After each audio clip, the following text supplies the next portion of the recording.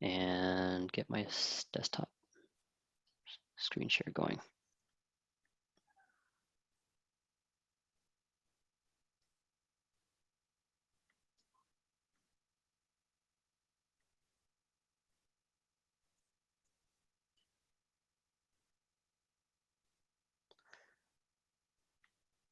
All right, I have to ask, can everybody see my screen? Yes. All right, thank you. So some housekeeping. We are going to be using this Spinnaker instance, spinnaker.gardening.armory.io. If you have trouble clicking on this link, I will paste it into, well, I'm pretty sure you will have trouble clicking on it since Zoom doesn't implement that. I'm going to paste the link again into our gardening training Slack page. And what you need is simply a Google account. And I hope you already have one. If not, you can click on, you can just Google accounts.google.com, create account. This will be a hands-on training session. So, and we have several facilitators here. All the people marked as hosts can typically help. Specifically, we have, let's see, I think Ed and Raj here to help. But it looks like I have a few other colleagues that can help too. So again, use the Slack channel or simply chat in the Zoom session and we will address those things. Okay, so let's get started. Before we get started, we are gonna first talk about some of the concepts in Spinnaker, some of the keywords, how they abstract and how they map to Kubernetes. So this assumes that you already have a fundamental Kubernetes background, and I'm not going to dive too deep into the different Kubernetes nomenclature. But to map it, we have a Kubernetes cluster is mapped to a Spinnaker account as shown on the infrastructure tab. I'll show you later again what it looks like. A deployment maps to a cluster. So Spinnaker calls clusters a Kubernetes deployment a cluster. And a pod is like this little green rectangle is an instance in Spinnaker. A replica set, you can see it's versioned, version 3, version 2, and version 1. These are replica sets, is known as a server group. And a service is known as a load balancer in Spinnaker. So this graph icon here is the load balancer. Any questions here?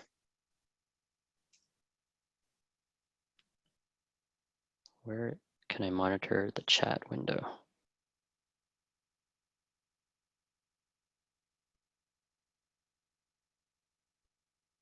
I lost the chat window, so you guys will just have to yell at me if you have any questions. Okay, I did not finish building the slide, but Kubernetes Operations Spinnaker, I can just take you to, oh, my notes. Here, this will help. So all of this information is actually grabbed from this website on spinnaker.io in the docs. So resource mapping, I just went over that. The other section I wanted to talk about was the operation mapping. So Spinnaker has full native support of Kubernetes API. So I got the chat window now. Thank you for pasting that link.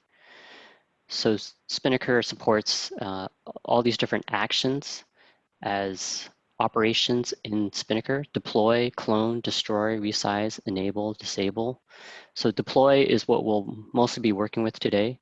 It is similar to a kubectl apply, and we'll see how that works in Spinnaker. And you also have the ability to have pipeline stages that does resizing, enabling, disabling. If you're new to Spinnaker, just bear with me. I will show you what all of this means in a few seconds. If you need access to, oh, I forgot to mention this.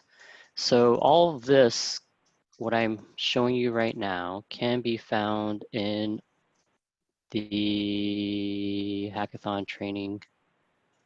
I'll paste this link into the chat window.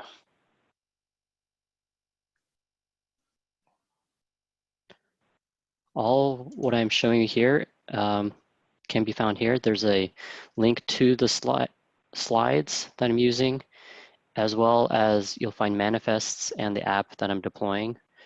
I've already uploaded the Docker image into my Docker repo, so we'll just be using that. And that way, if you want to, you can follow along the slides as well. Okay, so the objective for the next 40, 50 minutes is to create a single pipeline that does the following. We're going to deploy a kind service. Actually, we're going to also deploy a kind namespace because of the way we're sharing our environment. And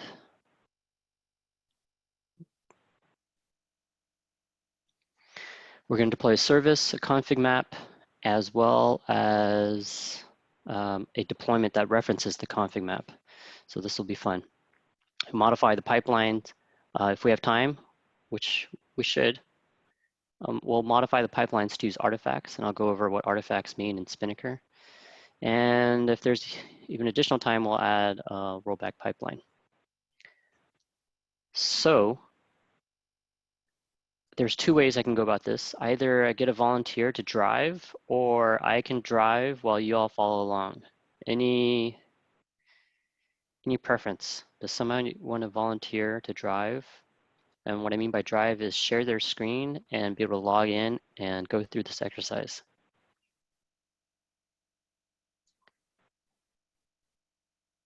We'll answer questions along the way. I'll give a few seconds for people to think about if they're willing to share their screen. Meanwhile, a question from Xiaosheng was, can we deploy Kubernetes secrets, same as config map from Spinnaker? Yes, you can. And thank you, Justin, for answering that. All right, no takers. Then let's start creating an application. Let's see, can people do thumbs ups? If people can do thumbs ups, I'd love to see if they've been able to log in to our Spinnaker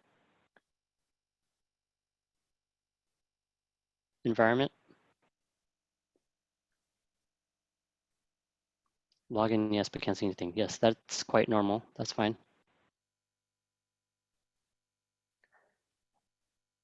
All right. I'm going to take silence as implicit yeses, unless somebody says so otherwise. All right, good. Getting more responses. So first thing we do, let me walk you through kind of the Spinnaker UI, especially if I think this is new to most people.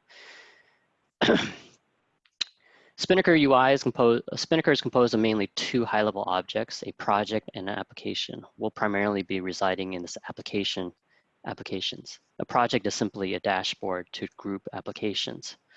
We won't be using projects at this moment. So first thing you do when you log in, you want to click on applications, and you might see a list, you might not. What you might need to do is just simply refresh and see more applications. Looks like some people are getting started. That's great. And the very first step we're going to do is over on the right, click on the drop down for actions and click Create Application. I'm going to use my colleague's name since I've already created one, and you can use these as reference.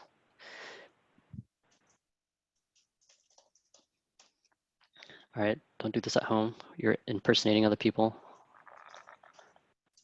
What we're going to do is name the application with your initials -lab1, just so that we can keep track of it later and clean up as necessary.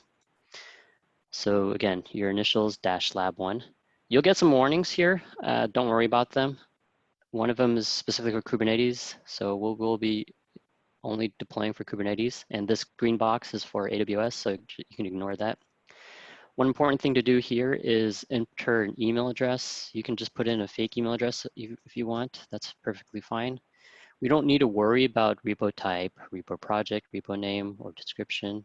What we do need is cloud providers. So here in this, when you click on the box, you do want to select Kubernetes. And that is it. We will hit create. Okay. After you create an application, you're always taken to the infrastructure tab. We'll go over the infrastructure tab in a little bit after we've had a chance to create some infrastructure. What we are going to do first is go to pipelines. So click on pipelines at the top, and you'll see the screen says no pipelines configured for this application. Let's configure a new pipeline. If you're following along in the slides, I've just created an application and I am on slide 8. Click on pipelines and configure a new pipeline. We are going to call this pipeline deploy app and just hit create. So pipelines in Spinnaker are the bread and butter of Spinnaker, as you can say. It is what's going to help deploy your application in a consistent manner. We will go over more details in this configuration stage in a little bit. But what we are going to jump straight to is creating a stage. So here on this user interface, we have in the dotted box, add stage.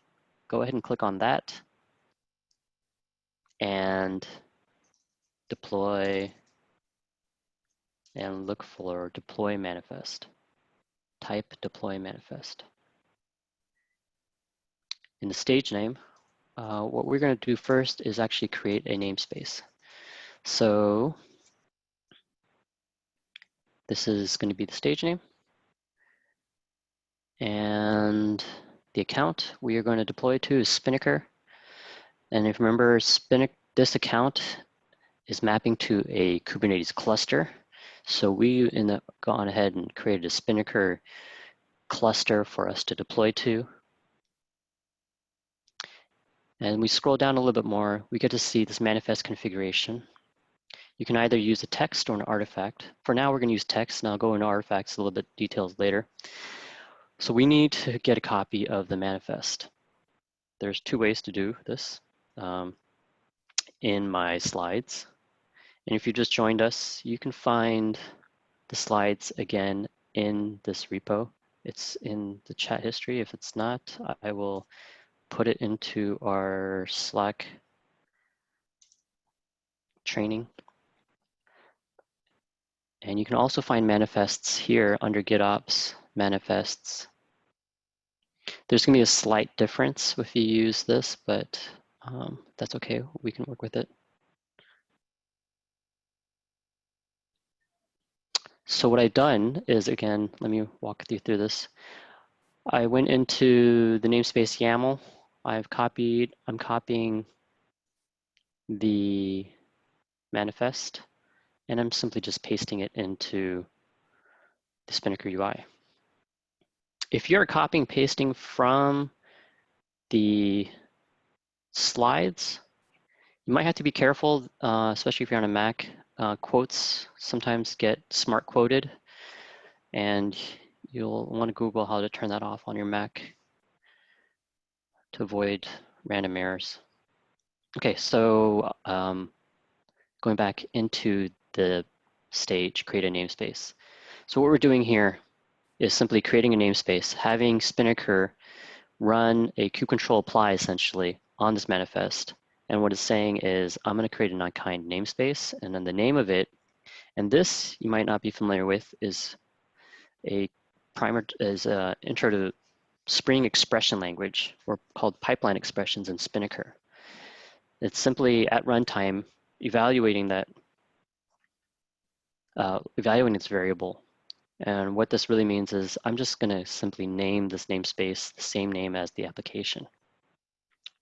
So if you want to make it easier on yourself, you can get rid of this as well and just say JLeLab1, or really your name, your application name, or you can keep to what I had earlier. Okay, so let's test it out.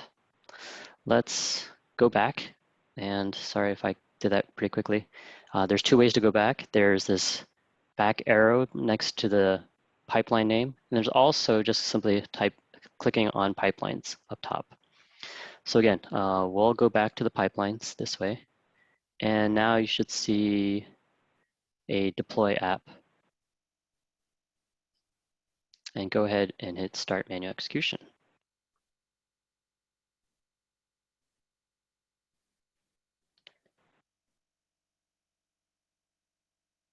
It'll take a few seconds and you should see several things here. So while we can take this time to familiarize yourself with the Spinnaker UI, this is essentially an execution history. Each of these boxes here, this manual start, tells you that I manually triggered this pipeline, and it will log that I did it. So since we're all logged in, we'll be able to see execution histories by ourselves and the people in this training. And when I click on this green box, I get more details. It shows me what steps were created, when it happened, and the duration and the status. And also here, I can see deploy status. I can see the YAML that was essentially deployed by Spinnaker. And you might notice that it's actually a lot longer than what we originally pasted, mainly because it is grabbing the manifest from Kubernetes itself. So it includes the status. It includes also annotations that Spinnaker adds in order to keep track of the deployment. So here you can see artifact Spinnaker IO. It includes name, type, and other information as well. If you click on details, you can see, you won't really see much because infrastructure namespaces don't really show up under the infrastructure tab, but it will work later when we start deploying services and deployments. And if you want, you can also dive into the task status, the execution history, artifacts, which is what essentially that YAML that was created earlier. Okay. So let's go back into configure. Again, right here, this gear icon, configure.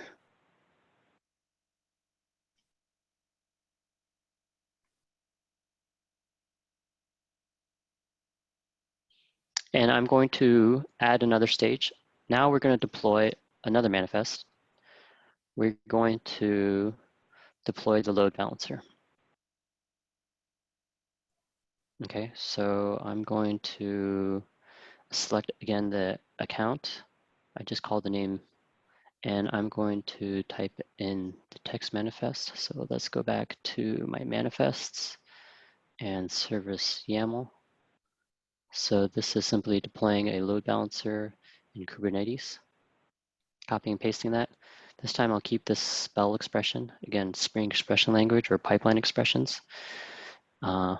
And it'll deploy this load balancer into the same namespace as the namespace we just created. I'm gonna hit save changes, and we have time. Let's run this too. So I went back to the pipelines. There's essentially three ways to run a pipeline. There's this big blue button, start manual execution. This allows you to pick which pipeline you want to run. Then there's this play button, which is next to the pipeline name. This will just run the specific pipeline. Then there's also this rerun execution with parameters. And this is useful later when we start adding parameters into our pipeline. So I'm just going to rerun it, even though we don't have any really parameters. Even though it's creating a namespace again, it's really not, since it's already been created. Simply just verifying that it exists. If not, then I'll create it. And I've deployed a load balancer. So again, I can look at the YAML, its kind service, and I can get even the host name. So this endpoint is essentially the DNS for our load balancer. And if we go to details now, here we go. We have the RPS service. This is my, oh, I haven't shown you the app that we're deploying, but we can look at that a little bit. You'll understand what RPS stands for later. So here in the load balancers tab of under infrastructure, we can see the load balancer we just created, JLE Lab 1, under namespace JLE Lab 1, and has an internal cluster IP as well as ingress, and we'll use that later. How's everybody doing? Thumbs up? Yep. All right. If anybody has any problems, don't hesitate to speak up. And if you have any questions along the way, looks like people are asking and looks like my colleagues are answering, so please. We are now going to do a two-stepper. We're going to deploy a config map and a deployment, and I'll tell you why in a little bit. So actually, I call it deploy config map and app. Spinnaker, and now what I'm going to do is go back and I have to do 2 copy and pastes. So I'm going to copy my config map first, and then go back to manifest, my deployment, and copy my deployment as well. The only thing you need to do is add some, actually I don't even know if, so here I've deployed my config map. I've added some dashes to separate it and deploying my deployment. For now, I'm gonna hard code the RPS user to JLee's impersonator. Maybe which is me. And these will be environment variables that will get loaded into the container. So here I'm using the config map, and I am deploying an image RPS actually. So what I want to do is hard code that image to v011. So if you're copying pasting from the manifests, is there a benefit for adding multiple manifests versus multiple steps? So yeah, actually I will kind of go into that a little bit. In this case, when I'm doing a text manifest, the reason I am deploying a config map and the deployment at the same time, Spinnaker, as you might notice, actually, Spinnaker versions your deployments for you. So when I deploy a config map at the same time as deployment, it automatically knows to version my config map should my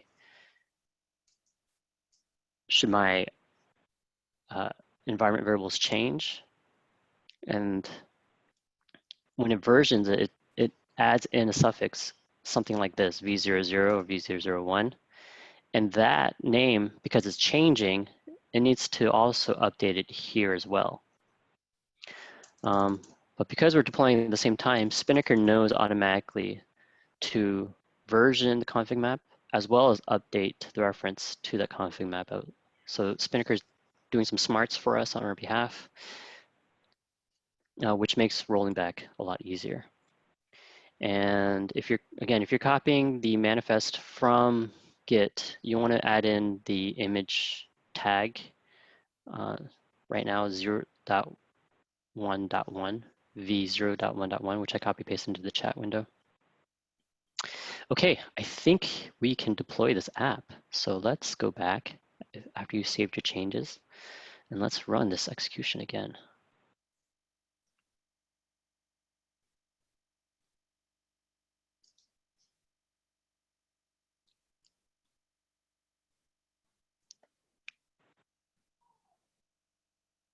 How's everybody doing? Everybody still good?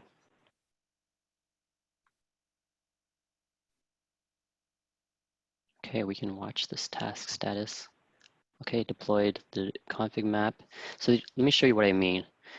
In the config map YAML, here I've deployed this config map, and we're going to look for the name, the new name of the config map. See here it says v00 000. It versioned my config map, and because it versioned my config map and essentially changed the name of it, my reference to the config map needs to change as well. So Spinnaker took care of that for me on my behalf. And why is this important? Well, your environment variable is going to change with environments. Your environment variables may change with versions. And you want to make sure that the app you're deploying is in sync with that config map.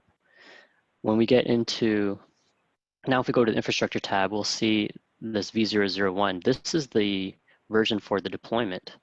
When we have more versions and as config maps change, it will be easy to roll back because it knows which version of the config map to reference as well. So now that we got our deployment going, hopefully everybody has these green boxes.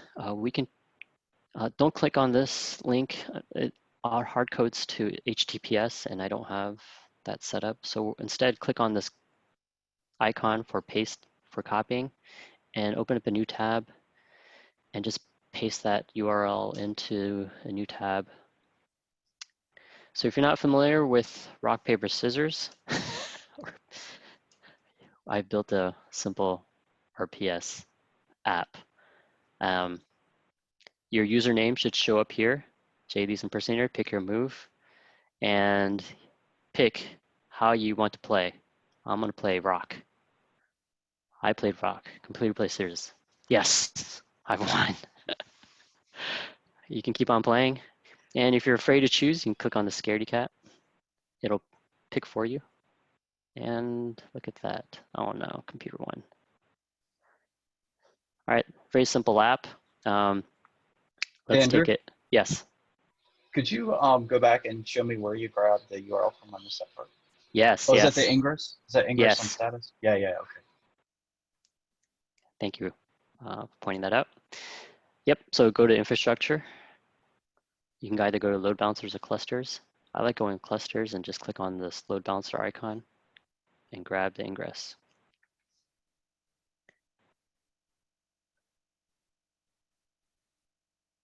Okay, let's quickly review what we just did. So we added 3 stages here.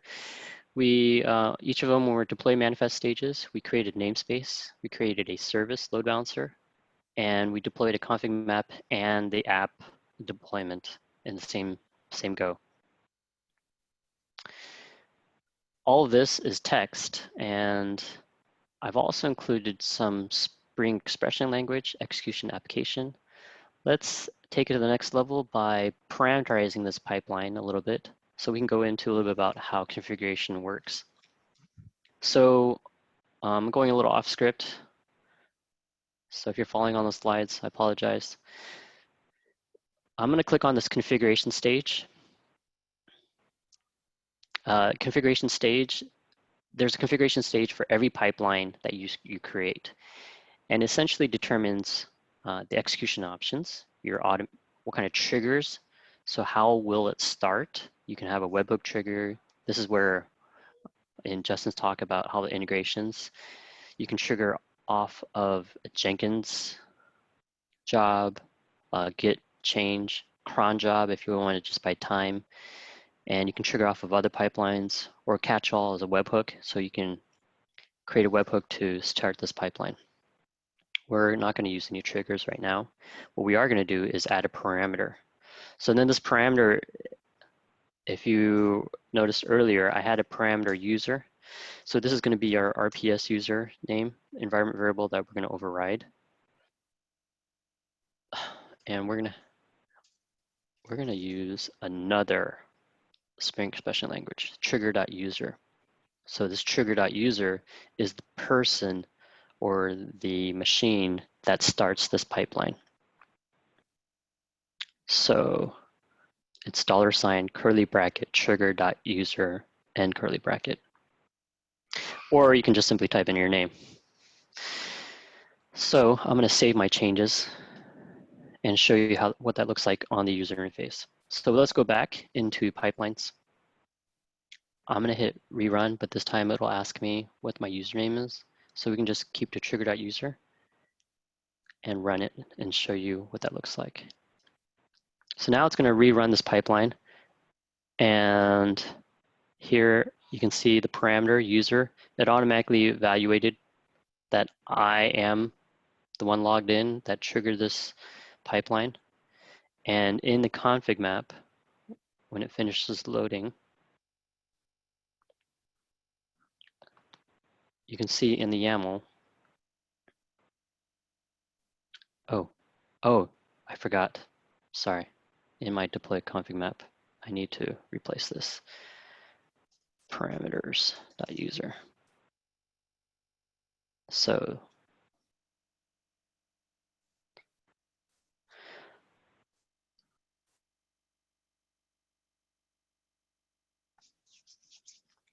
okay, let me fix that and go back and start it again. And while that's running, actually I can look at, again, the config map, and you'll see the config map, oh, it hasn't changed, so that won't matter. But this new one will. And you'll see the version change too. So this YAML config map is now v001 because I changed the parameter to Armory IO. And the deployment will now reference v001. So if I go to infrastructure tab, now there's v2. Oh, why is it down? Okay, well, we can look at some. If you click on the pod that's red, it's not ready yet for some reason. We can look at the console output. Looks like it ran. Let's refresh. Oh, yeah, okay, it's just delayed. So it's running. Now if I go back into my app and refresh, cool, it updated to my name. All right, so that was all deployments with using text manifests. And we basically went through the slides I prepared. So, and we just parameterized the pipeline and added username. And what we can also do is add some other logic or create another pipeline. Let's talk about other types of pipelines. So let's create a undo, or let's call it rollback. I'm creating a new pipeline. I'm calling it rollback. And now what I want to do is simply add a stage. We're going to call undo rollout manifest, which is Spinnaker's way of saying rollback. And here we get selectors. So this really helps us in terms, look at all these people adding. Cool. All right, make sure you select your own namespace. And then we are going to look for deployment in RPS. And we're going to roll back revision, one revision. So again, I created a undo rollout manifest stage. I didn't change the stage name. In the account, select a Spinnaker. You select your own namespace. In the kind, select deployment. And you only get one name, which is the deployment name RPS, unless you changed your deployment name. We'll save changes. And let's start the execution. So again, what this does, as it says, it's going to look at the deployment and re-enable this old version 1 and disable version 2. If I hit refresh, but instead of actually, it'll up the version number, version 3. And the key thing we want to note here is in version 1, I was referencing a different config map. So if I load back my UI, I should see JD's impersonator back, and there it is. So now we're back to my original environment variable. That was rollback. Oops, sorry, clicking around. Okay. Any questions?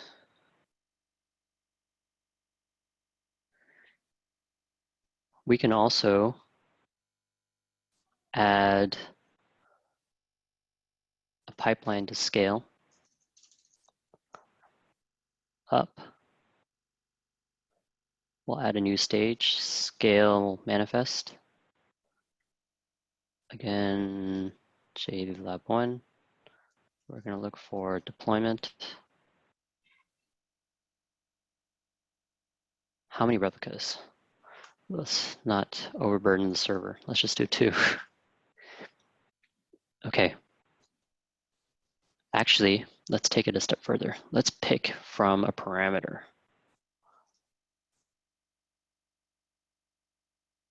Default value 10, but I'm going to change it to 2. We'll make that required. Scale manifest. And here,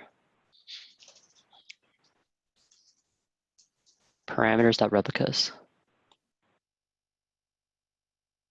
Okay, so again, let me walk you through what I just did. So rather than hard coding what number of replicas I want to scale to, I used a pipeline expression again, $ curly bracket parameters.replicas, and curly bracket. And in the configuration stage, I added a parameter replicas and set the default value to 10, even though I will change it. So I'm going to save that and run this. Change that to 2.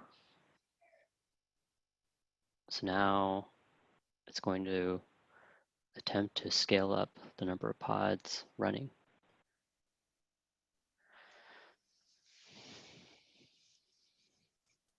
There you go. I've scaled up to 2. You can also do this manually in Spinnaker rather than using a pipeline. If you click on the deployment, so again, going to infrastructure clusters, I'm going to click on the bigger box, deployment, go to deployment actions, hit scale, and I can change this back to 1, downsizing. COVID-19 doesn't want us to play RPS.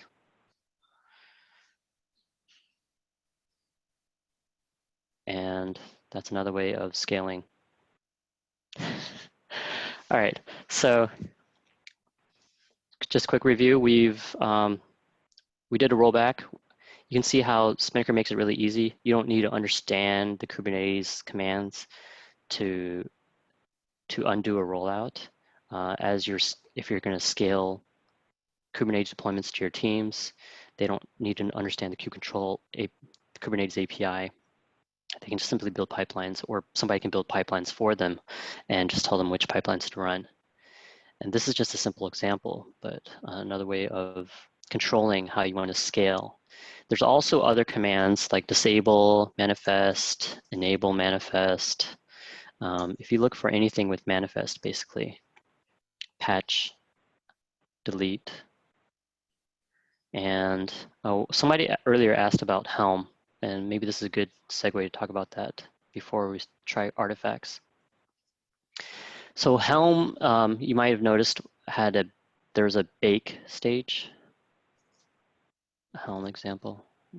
You don't have to create these stages. I'm just going to talk about it. So there's a bake manifest stage here, and it uses Helm or customize.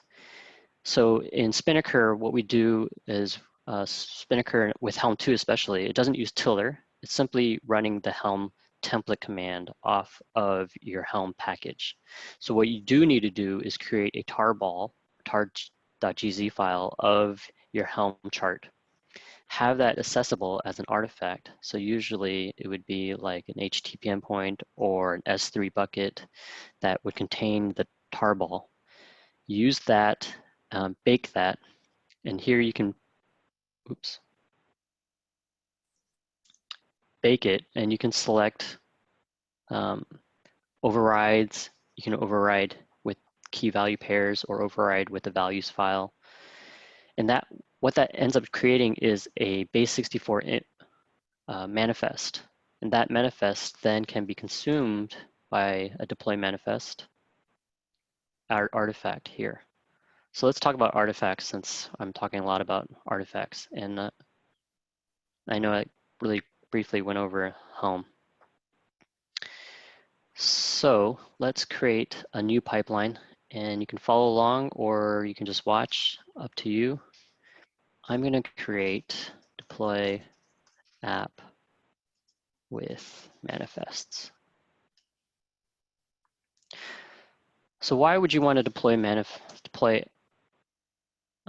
using manifests?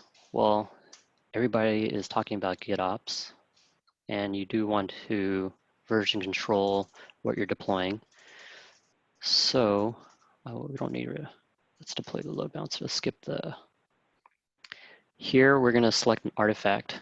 We're going to define a new artifact, and it's going to come from the Spinnaker hackathon. Let's see, do I have, I do, good. And I'll copy and paste it into the chat window here too. This is the URL of the artifact. So again, I created a new deploy manifest stage. Called it, I'm going to deploy the load balancer. I've gone and select Spinnaker account, and I'm going to select the artifact. Here, I've copy and pasted the URL I just pasted in the chat window. Simply, it's using the GitHub API. It's pointing to the Spinnaker hackathon training repo and into my lab one folder where my YAML resides. I'm not going to use the namespace. I'm going to use the service.yaml and save changes. So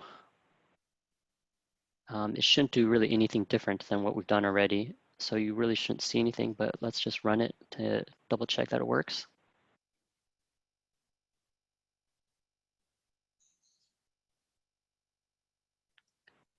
Do I have until the top of the hour with you all?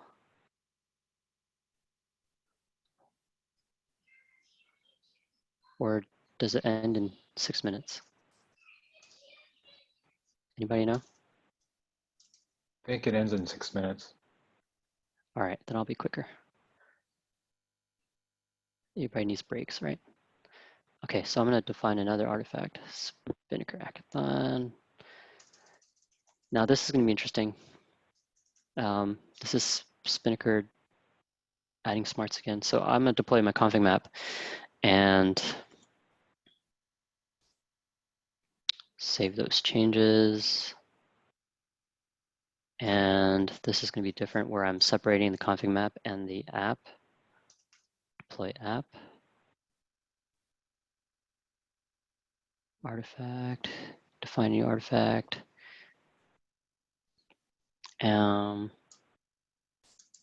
This is deployment YAML. All right, this is the key part here. In the deployment YAML, if you remember, I don't specify the image tag here. And I've hard-coded the RPS config. Well, Spinnaker is going to take care of the config map because its config map is upstream from the deployment. It knows enough about config maps that if I deployed a config map before my deployment, it's going to take that version and automatically apply it to my artifact and update that. But it doesn't have any information about the Docker image. So what I'm going to do is use this required artifacts to bind. And what that simply means is, let's see, can I do this off of memory? Probably. Let's deploy version 1.2.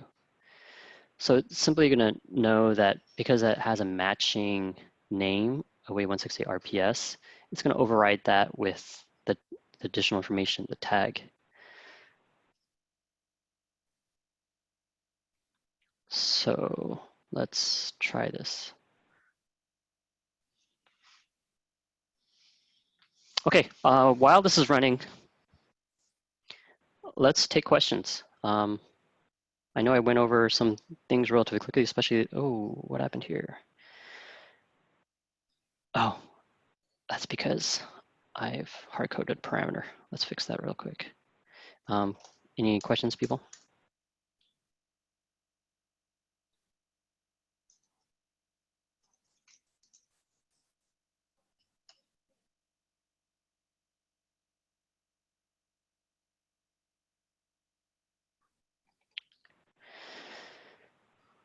My question for you all is, I should have added a winning streak. How many times have people won against computer? I do have a question. Could you go back to the part where there was the magic between the deployment and the config map and explain that again to me? Yeah. So you see here, this deploy config map, because Spinnaker is versioning every deployment, it's changing the name of the actual config map. So the name of the config map now is version v001. But in my deployment manifest here, I am still referencing the non-versioned config map. So Spinnaker knows because I've deployed a config map that matches this name earlier, it automatically updates the YAML and uses the version number that that was just deployed. So here, it updated the name, the reference. Does that make sense? I see. Yeah, because you use the same prefix, I guess, RPS-config. That's how it mapped it, right? Exactly. Yeah. Yeah, and similarly with the image. So now you see version 1.2 is tagged. Before in my deployment manifest, it was just OA168 RPS. Oh, interesting. So it mapped that too. Yeah. Okay.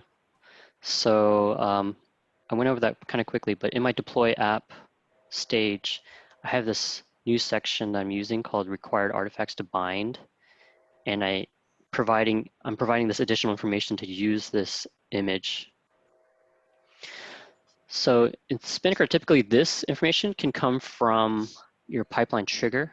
So when you kick off a new pipeline, it can either be from Docker registry or Jenkins telling the Spinnaker pipeline, use this image tag or use these manifests. Here we're simply hard coding it essentially. Oh, at the end of the pipeline. Yeah, I understand. Yeah. So let's go check out my new version. Looks like I have version 4, 1.02. So if I refresh, the only thing that really changes, I added a version number here, version that's picking up also from the config map, and my name. Darn it, computer. Okay, well, that is all I had for you. Let's see if there's any other questions. Is there a particular way to limit output from various stages? Yeah, Justin answered that. I don't know. Spinnaker is actually very verbose. And we can quickly talk about that too. You can see the execution history if you click on this tiny little link source. And this is the execution history. When it was kicked off, who kicked it off, the stages involved. These are all different stages.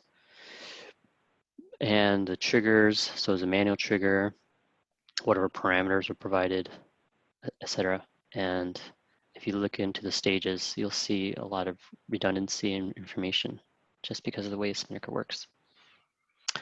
All that can be logged into Splunk or any other logging service. Okay.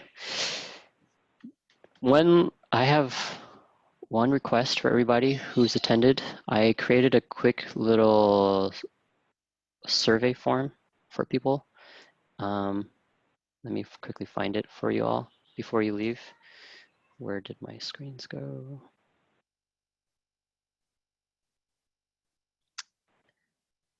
here it is.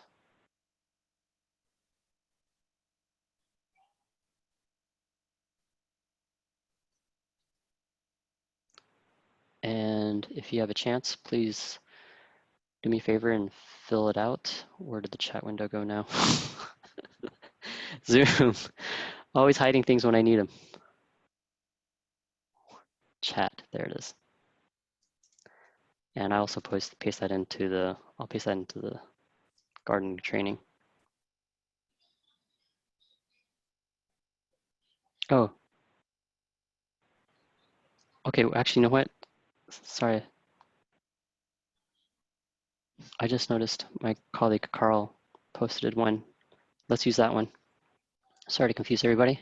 Let me go back to the chat. And